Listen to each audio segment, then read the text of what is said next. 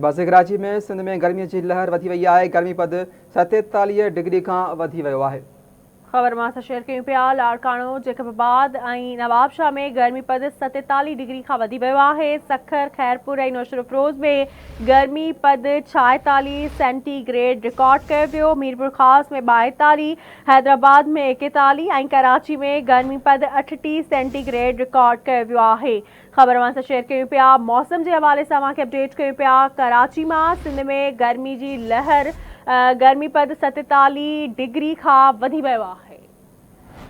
सिंध में गर्मी की लहर वधी वई आहे। गर्मी पद 47 डिग्री खां वधी वियो आहे। लाड़काणो, जैकबाबाद ऐं नवाबशाह में गर्मी पद 47 डिग्री खां वधी वियो आहे। सखर, खैरपुर ऐं नौशरफरोज़ में गर्मी पद 46 सेंटीग्रेड रिकॉर्ड कयो वियो आहे। ॿिए पासे मीरपुर ख़ास में 42, हैदराबाद में 41 ऐं कराची में गर्मी पद 38 सेंटीग्रेड रिकॉर्ड कयो वियो आहे। हवाले सां लाइन ते मौजूद आहे कराची में आमिर सुप्रो। जी आमिर, कहिड़ा तफ़सील आहिनि? जी बिल्कुल ज़ुबैर, ॾिसो पूरी सिंध में जेके गर्मी आहे उहा इंतहाई तेज़ दर्जे जी मौजूदु आहे। जेकॾहिं ॻाल्हि कजे लाड़काणे जी, त लाड़काणे में बि जेकी गर्मी पद आहे उहा 47 सेंटीग्रेड रिकॉर्ड कई वई आहे। जैकबाबाद में भी 47 खां मथे जेको आहे गर्मी पद रिकॉर्ड कई वई आहे। अॼु बेनज़ीराबाद में जेकी गर्मी जो जेको टेम्परेचर हुयो 47.8 हुयो। मां अव्हांखे ॿुधाईंदो वञां त हुन सां गॾोगॾु सखर, सकरंड, नवाबशाह, पटीरन, खैरपुर समेत पूरी सिंध में जेकी गर्मी जी हिकु नई लहर आहे उहा 47 सेंटीमीटर खां क्रॉस करे चुकी आहे।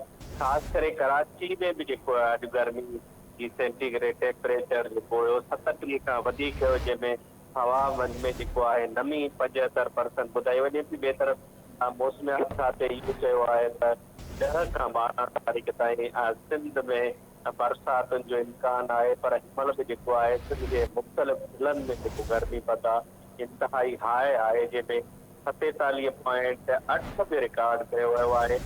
डॉक्टरनि एडवाइस कयो आहे त गर्मी सबबु जेको आहे शहरनि खे हिकु त घर खां ॿाहिरि न निकिरणु घुरिजे। जेकॾहिं निकिरनि बि अथा त उन्हनि खे वधीक पाणी पीअणु घुरिजे, जीअं उन्हनि जे जिस्म में जेको डिहाइड्रेशन आहे न थिए। उन सबबु ज़ाहिर आहे जॾहिं गर्मी थींदी आहे त उन में जेको जिस्म जो पाणी हूंदो आहे उहो ख़तमु थींदो आहे। उन खां पोइ जेको माण्हू आहे उहो डिहाइड्रेशन में हूंदो आहे। ॿिए तरफ़ डॉक्टरनि पिणु जेको आहे शहरनि खे एडवाइस कयो आहे त वधि खां वधि पाणी पीजे। पर पूरी सिंध में जेको गर्मी जो दर्जो आहे इंतहाई तेज़ ऐं वधीक आहे। 47.8 यानी 48 सेंटीग्रेड में सिंध जे मुख़्तलिफ़ ज़िलनि में गर्मी जो जेको दर्जो आहे उहो रिकॉर्ड कयो आहे।